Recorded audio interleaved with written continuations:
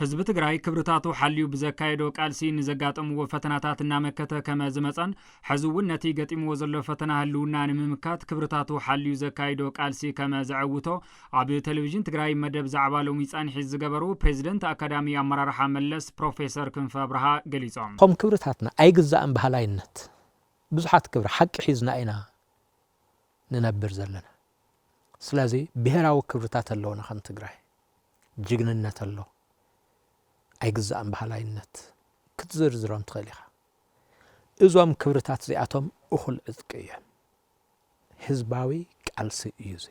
ከም ህዝቢ ኢና ይትነብሩ ንበሃል ዘለና ንጹር ዕላማ ዝሓዘ ህዝቢ ይዕወት እዩ ግድን ንዕወት እዩ እዚ እኹል እዩ ንባዕሉ ህዝቢ ትግራይ የካይዶ ንዘለዉ ቃልሲ ህላወ ንምኽላፍ ምስ ጸላእቲ ህዝቢ ትግራይ ተሰሊፎም ዝሰርሑ ዘለዉ ተጋሩ ኣብ ልዕሊ ህዝቢ ትግራይ ክሕደት ዝፈጸሙ እዮም ዝበሉ ፕሮፌሰር ክንፈ አብርሃ ህዝቢ ትግራይ ንዝተፈጸመ ክሕደት ብሓድነት ከመ ዝምክቶን ከመ ዝሰግሮን ተዛሪቦም ትሕዝኒሄ ብኡ ጥራሕ ትገልጾ ኣይኮነን ክድዓት እንድዩ ክድዓት ንህዝቢ ክሕደት ማለት ናይቶም ወንጀላት ዝለዓለ ወንጀል እሞ ከዓ ምስ ጀኖሳይድ ኣብ ዝኾነ ዓለም ብጣዕሚ ውሑድ እዩ ከም ዝበለ ተርእዮታት ምስ ጽንተት ዝፈጸመልካ ከም ዝፈጸመልካ እውን ትፈልጥ ጽንተት ተፈጺሙ እዩ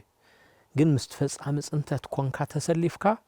ካባኻ ዝበለጽኩ እየ ኢልካ ብቕዓትካ ንኽተርኢ ዝግበር ቅድድም ብዓለም ደረጃ እውን ዳርጋ ሬር ካብ ዝበሃሉ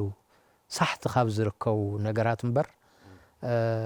ብዙሓት ተርእዮታት ዘለዎ ይመስል ኣብዚ ሕዚ እዋን ኣብ ትግራይ ዘለዉ ኩሎም ዓቕምታት መኸተ ኣብ ጽቡቕ ቁመና ከም ዘለዉ ዝገለጹ ፕሮፌሰር ክንፈ አብርሃ ዓቕምታት መኸተ ተዋዲዶም ዘካይድዎ ቃልሲ ከመ ዘዕውትዎ ገሊጾም ኩሎም ናይ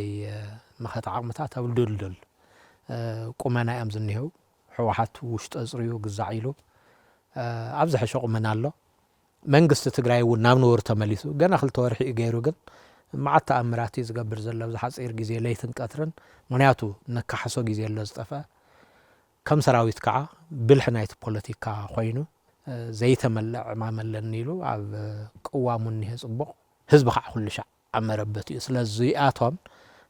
ሓደ ዓብዪ ዓቕሚ እዩ ህዝቢ ትግራይ ዘካይዶ ዘሎ ፍትሓዊ ቃልሲ ምርግጋጽ ሃለዋትን ድሕንነትን ኣብ ሽቱኡ ንምብጻሕ ሕዚ እውን ብሓድነት ክቃልስ ከመ ዝግባእ ፕሮፌሰር ክንፈ አብርሃ ገሊጾም ሓድነትና ድልዲልና ሓድነትና ኣብ ሉዓላውነት ሓድነትና ተመዛበልትን ተሰደድትን ናብ መረበቶም መምምላስ ሓድነትና ኣብ ህዝቢ ንሓራ ምውፃእ ኣብ ዝተማልአ መሰል ዓርሰ ውሳነ ምርግጋጽ